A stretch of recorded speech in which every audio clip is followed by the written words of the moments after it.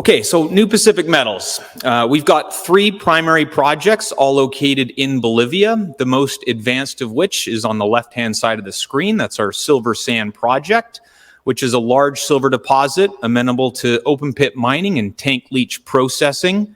In January of this year, we released our preliminary economic assessment on the project, highlighting a 4 million ton per year throughput processing facility producing 171 million ounces of payable silver over a 14-year life. And in each of the first 4 years of that production profile, the mine's projected to produce roughly 16 million ounces of silver per year, which I'll get into in a little more detail, yielding an after-tax net present value of $726 million and a 39% IRR in a sub-2-year payback period.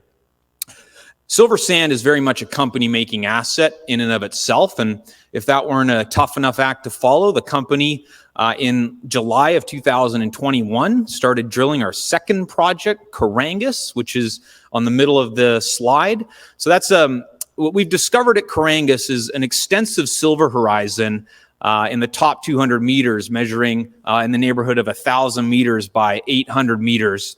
And what's really changed the game for us is the discovery of an extensive gold zone at depth beneath that. And so to the end of last year, we had put 150 drill holes into Carangas, roughly 64,000 meters. And we're just wrapping up our first quarter drill program, 15,000 meters that we've been running with 5 rigs. And we're looking to put out our inaugural resource estimate at Carangas in the middle of this year and follow it up by a PEA by the end of the year. So we're moving fast at Carangas. It's a very exciting year for us to really showcase what that discovery means. We think it's big, we think it's impactful, and are really excited to be have those two important catalysts lined up for this year. And last but not least, on the right side of the slide is our Silver Strike project. It's the least advanced of our three, but nonetheless highly prospective. We started a modest scout drilling program last year and hit at surface 200-meter runs of oxidized gold at roughly a gram per ton, and consider it to be highly prospective for both silver sand and Carangas styles of mineralization. So how have we been so successful in Bolivia? Well, the first bullet point highlights that the geology in this country is exceptional.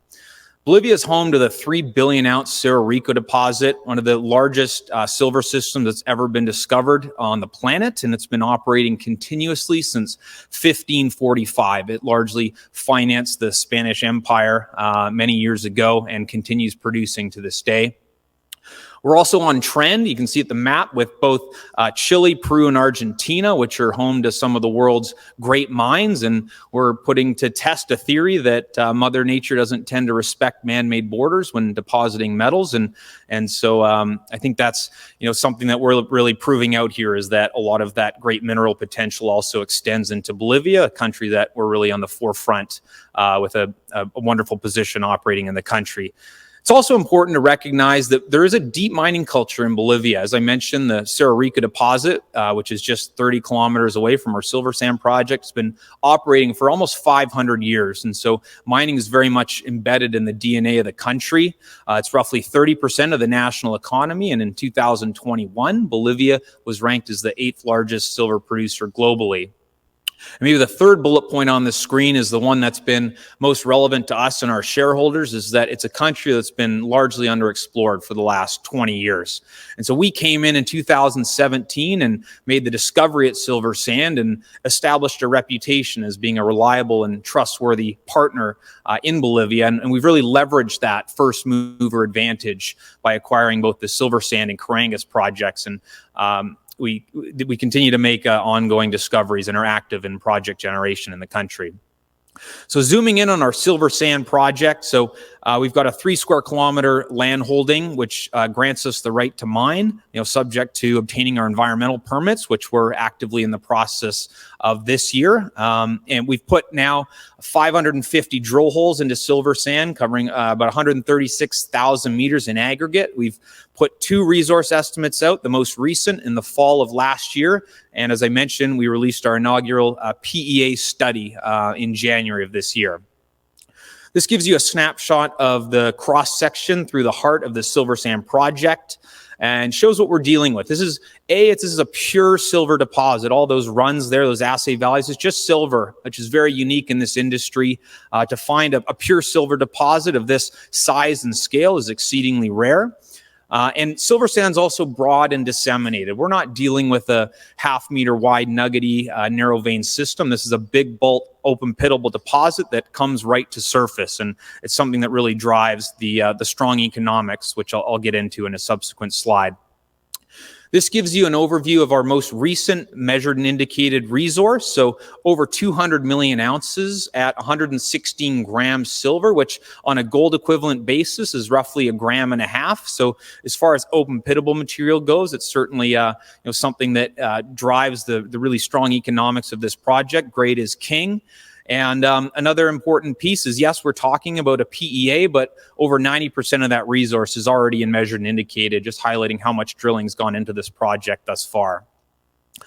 So this slide gives you an overview of the key parameters from our PEA study that was just released in January of this year. Open pit strip ratio 3.6 to 1, a 4 million ton per annum processing plant, which is well within the size and technical complexity of a company of our scale to finance and build ourselves. I mentioned the head grade, 107 grams, again for an open pit, truly exceptional, 91% recoveries. This is a stock standard crush grind leach, and we're going to produce a doré product through the Merrill-Crowe processing facility. So we get 99% payabilities, and we'll recover 91% of the metal.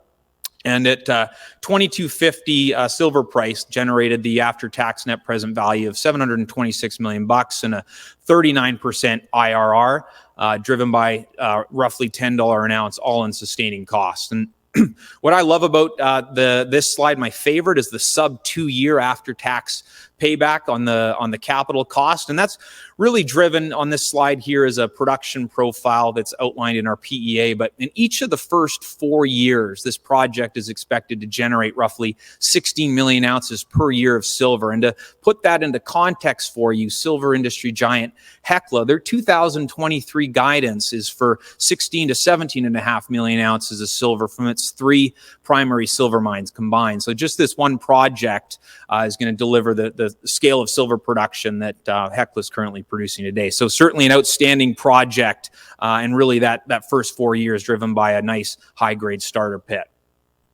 Looking into the CapEx, so it's a fairly routine scope within the capital cost number. So the biggest chunk is the process plant, 186 million, which is again a stock standard 4 million ton per annum crush grind Merrill-Crowe. The next biggest pieces are tied between the pre-strip. So there's a modest pre-strip, 18.5 million tons. We're going to go contract mine so we don't bear the upfront CapEx of the fleet in our CapEx numbers. And then infrastructure, 47 million bucks. The biggest piece in there is we do need to bring a power line to site. If we go south from where the project is located, about 30 kilometers, there's a 2-lane paved national highway and a process line that we'll tap into. There's also a water reservoir involved in that $47 million of CapEx, which I'll talk to on the next slide. And then lastly, we've gone with a dry stack tailings facility, 25 million. It's the most ecologically benign solution. It materially reduces the water consumption of the project, cuts down on the footprint, and also relieves us from the ongoing expensive tailings dams lifts that are associated with a traditional wet facility. It's another, besides going with a contractor and not having to repair the equipment every year, with dry stack, we don't have to build those big expensive tailings dams lifts every year, which really help keep the sustaining costs down throughout the mine life. So last slide on the silver sand PEA, this is the layout. So the bulk of the ounces, 97%, are in the main pit. And you can see the waste dump in the bottom middle section in orange, and we're going to co-dispose of the dry stack tailings in the waste. The processing plant is in gray, and the water reservoir in blue. That's a really cool feature of this project. So this is very much a boom-bust wet season that goes for 3 months of the year, and then the remaining 9 months of the year it's bone dry. And so during that wet season, you get roughly 700 millimeters of rain that fall. It's far too much for the area to absorb, so most of it just flushes into the valley and the creek there and ends up in the ocean unused. And the remaining 9 months of the year, there's just no water for the folks to use in and around the area. So we're going to build the reservoir and capture excess rainwater that otherwise wouldn't get used, so that we can operate year-round in our process facility. And then the remaining dry months of the year, for 9 months, we can release excess water to the local community. So very much going to leave a net positive benefit to availability of water when we're operating and well once we've left the project. So moving into Carangas, this is our second major discovery in the company, and it's one that's still relatively recent. In July 2021, we started drilling, and up to the end of the first quarter, we've now got roughly 80,000 meters of drilling into Carangas in roughly 180 holes. And what we found there is that every silver hole that we've drilled near surface, we've intercepted the silver. And in the Central Valley area where we've discovered gold, we've also continuously hit gold down there as we've drilled it. And as I mentioned, the footprint of the silver area is 1,000 meters by 800 meters and up to 200 meters thick. But that's above a very thick rhyolite system at depth, which hosts the gold. And that's really changed the game for us at Carangas. What we once thought was predominantly a silver system is now turning into a large silver and gold system. So this year is a very exciting year for Carangas. We're going to be releasing our inaugural resource estimate in the middle of this year and following that with the PEA by year end. This is a plan view map of Carangas, color-coded to highlight the difference in metals that we see. So in green is that extensive 1 kilometer by 800 meter footprint that we've drilled, and especially in that first 200 meters, which is where the silver exists. And then in the Central Valley in red there, that's where we've really tapped into this gold system, which I'll show you in a subsequent slide. But just to orient you at Carangas, we've got the West Dome, and then there's a Central Valley area, and then an East Dome. So the top image is our West Dome, so looking to the west, where Battle Mountain had drilled roughly 10 holes in the mid-90s, and they hit 100 meters, 100 grams silver. There's some outcropping silver that's brecciated and looks very interesting to a geologist. They kind of felt that they had tagged into the best part of the system, and when silver was $5 an ounce, they walked away. And we picked this project up and are the first ones to really explore since Battle Mountain. So we confirmed that mineralization in the West Dome and then moved over to the East Dome, which is on the bottom image looking to the east. And hole 9 there, we tapped into the silver system near surface, which really gave us that 1 kilometer of footprint. And then in the Central Valley, which is overlain by 35, 40 meters of unmineralized cover, we drilled beneath that cover, hit the silver system. And then it wasn't until hole 31, when all our holes had been drilled at 45-degree angles targeting the shallow silver mineralization, that we drilled a deep 66-degree dip angle, and that's where we hit the gold, and that's really changed the game for us at Carangas. So here's a cross section that highlights the zonation. So the top 200 meters or so is the silver mineralization, and then transitioning through a lead zinc zone, and then starting at roughly 250 meters depth, we get into the gold zone. So hole 44 on the left-hand side of the slide was one that we drilled last year, and we go through the silver horizon as we expect. And then we hit the gold system, 515 meters at 1.1 grams, a high-grade subinterval, 87 meters, 2.5 grams per ton. And then our geologists interpreted that intrusive rhyolite to be dipping to the northeast. So we stepped out hole 96 on the right side of the page, which is one that we released just a few weeks ago. And we went through the silver horizon at surface as we expected, 164 meters, 94 grams silver. There's also a lead zinc byproduct credit on top of that we don't show, through the transitional lead zinc zone, and then 524 meters, 1.24 grams per ton gold, with even better high-grade subintervals, 51 meters, 4.5 grams gold, and 35 meters, 3.3 grams per ton gold. So we still think that the gold system at Carangas is open to the northeast, so we're continuing to step out there as part of our Q1 drill program that's just wrapping up.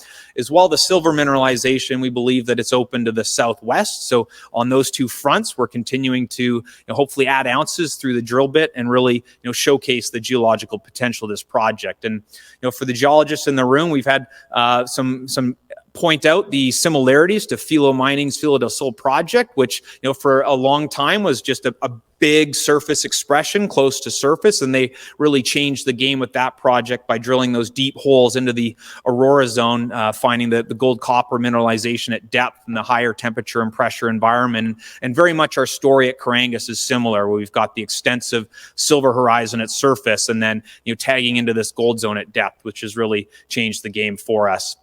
And this is actually a really exciting piece of the puzzle at Carangas that we just released last week. It's an updated IP survey. So this is at 3,500 meter elevation versus 3,900 meters at surface, so roughly 400 meters below the surface. Is this IP survey, which, if you map onto our drilling, it almost perfectly correlates with the Central Valley, that mineralized rhyolite intrusive body that was the source of the gold and the silver mineralization at what we've discovered thus far. So several new anomalies have lit up as a result of this study. And so, at some point over the course of this year, we're going to put the truth serum down there and see if we can prove out an idea that this is actually a much bigger district, and we've just found the first instance of it. So stay tuned for that exciting part of the Carangas discovery story as it emerges. And just one last point on Carangas. It's one thing to find mineralization, but you got to make sure that you can actually recover it at the end of the day. And so what we did early on in the exploration campaign at Carangas is we ran a fatal flaw metallurgical program, and we're absolutely thrilled. In particular, the gold, you just never quite know if it'll be refractory or free milling. In this instance, we got over 98% recovery through whole ore cyanide leach in the gold zone, both sub 1% and sub 3% sulfur content, as well as the silver lead zinc mineralization, depending on the degree of oxidation state, all strong recoveries, but in particular, the flotation recoveries for the silver lead zinc, all getting up into the sort of high 90s. So, certainly the Carangas story is very encouraging and it continues to evolve. So please watch the space as we continue to make hay. And this is a very important year for us at Carangas. We feel like we haven't really gotten the credit that we believe we deserve for the quality of this discovery. And so, with the remainder of this quarter's drill program, those releases, drill releases coming out, as well as the resource estimate and the PEA, we think this is a really impactful year to really drive that value into our share price at Carangas. So to sum it up, this is what we do. Our recipe book has been quite consistent. It's what has made us so successful, is to carefully identify the right projects and intelligently acquire them. And point three is, and 3 and 4 related, but to really study these projects well before we start drilling. And then when it's time to drill, execute a very thoughtful and thorough drill program. I think our hit rate has been exceptional. It's how we've generated so much value for our shareholders thus far from these discoveries. And we're in Bolivia, where we think there's potential to find many more of these in the coming months and years. Quickly, our capitalization, our largest shareholder, Silver Corp and Pan American Silver, at just under 10%. So we're blessed having 2 cornerstone corporates on our register, and management and board. CEO and founder Rui Feng owns 7% of that. Our market cap's currently sitting around $400 million, and we had $17 million in cash at the start of the year. And just highlighting some of these great people. It's really the people that drive the success in any mining company. And Dr. Rui Feng, our founder and CEO, a serial mining entrepreneur, has put together this fantastic team and these fantastic projects. And on our board of directors, I'll just highlight a few important names. Terry Salmon, mining finance legend. He's raised over $20 billion in his storied career for over 400 different mining and exploration companies. We got Peter McGaw, who's in the crowd today, world-renowned silver geologist, who's won the prestigious Thayer Lindsley Award for his work in the industry. And also highlight Martin Laforne, Pan American, our second largest shareholder. He sits on our board as a technical director. And so with that, I know I've got 10 seconds left, so I'll let it there. Ovais, I know you're probably getting a little nervous about me going over time, so we'll end it there. But thank you, everyone, for your time and interest. Thanks, Andrew. And I'm sure Andrew's going to be around.